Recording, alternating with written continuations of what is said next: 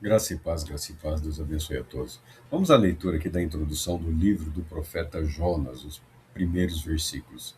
Palavra do Senhor que veio a Jonas, filho de Amitai, com esta ordem: Dispõe-te, vai à grande cidade de Nínive, que significa morada de Ninos, e prega contra ela, porque a sua malignidade subiu até a minha presença.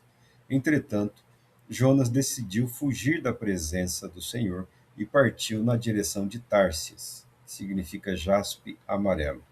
Descendo para a cidade de Jope, ou seja, Formosa, encontrou um navio pronto a zarpar para Tarsis. Pagou a passagem e embarcou nele, a fim de ir para a cidade de Tarsis, tentando escapar da presença do Senhor. Graças a Deus pela sua palavra. O livro de Jonas, a história de Jonas, ela é bastante conhecida. A história de Jonas é contada lá desde da, das classes das crianças, né? O profeta que fugiu de Deus e foi lançado ao mar, tragado por um peixe, depois devolvido à praia e acabou obedecendo de forma relutante. E ao chegar até Jonas, pregou amargamente, mas a cidade, apesar da má vontade do profeta, se arrependeu. Toda a população se arrependeu, do rei ao mais simples dos homens, até os animais foram colocados num período de jejum para demonstrar a sua, a sua submissão, a aceitação da palavra de Deus, a confissão de pecado, de malignidade, e Deus se compadeceu daquela cidade. Jonas, Jonas é um daqueles indivíduos que, quando tocados pela presença de Deus, tem o seu interior totalmente iluminado. E o que vem à tona, nem sempre é algo que está à altura de tudo que nós pensamos ou imaginamos em relação a nós mesmos.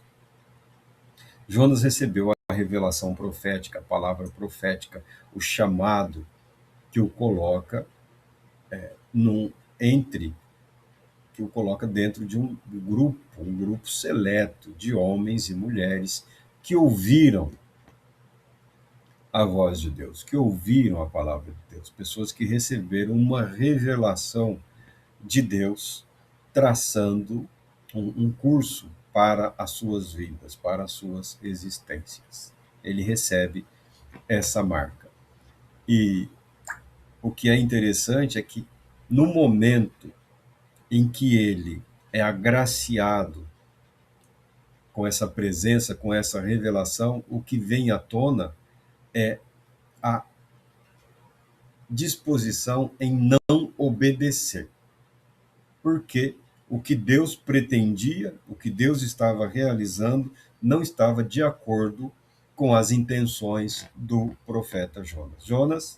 Jonas vivia no Reino do Norte, em Samaria, no período em que Israel era uma nação dividida em dois reinos. E nós sabemos que o Reino do Norte sucumbiu muito rapidamente à idolatria.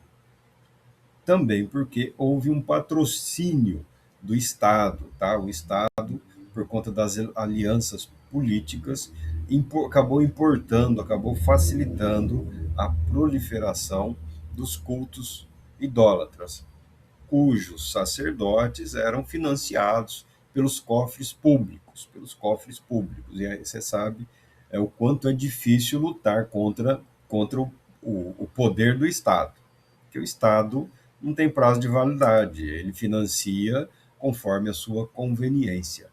E Jonas é um desses homens chamados pelo Deus verdadeiro num ambiente muito comprometido, corrompido espiritualmente. No que diz respeito à vocação, à eleição, ao chamado de um povo, de uma nação, o propósito que Deus estabelece para com indivíduos, povos, nações e reinos neste mundo, o propósito, o plano de Deus para com o povo de Israel, para com o povo de Judeu, é bem claro, está muito bem estabelecido aqui na Bíblia.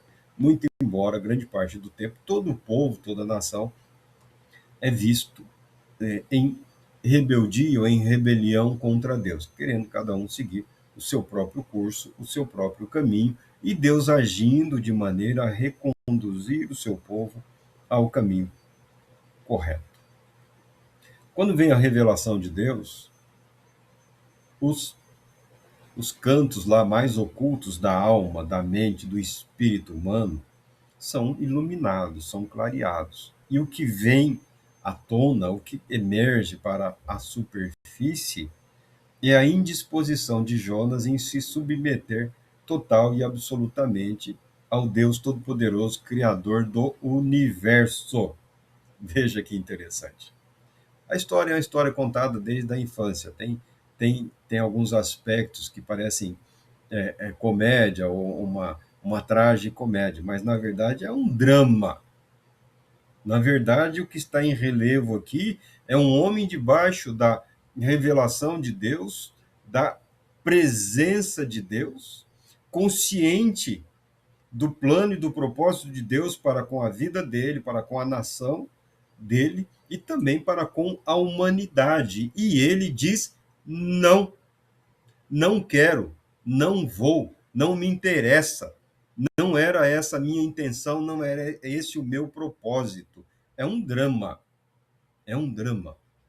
É um drama que não diz respeito única e exclusivamente ao profeta Jonas. Diz respeito à humanidade como um todo. Jonas somos nós.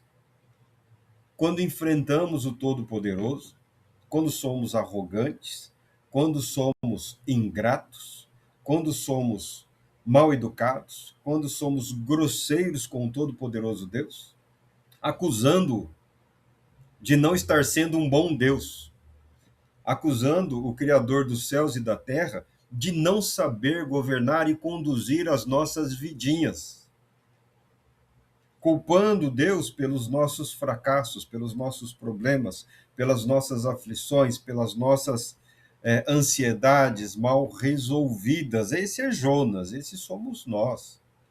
Ainda que tementes, ainda que crentes, ainda que dispostos a participar dessa comunhão, quando debaixo da revelação e quando essa revelação mostra a totalidade da, da intenção de Deus, não só com ali o eleito, o escolhido, o chamado, o predestinado, o crente, o cristão, o judeu, mas quando Deus se mostra Deus expressando o seu amor, justiça e bondade em relação a toda a humanidade, não.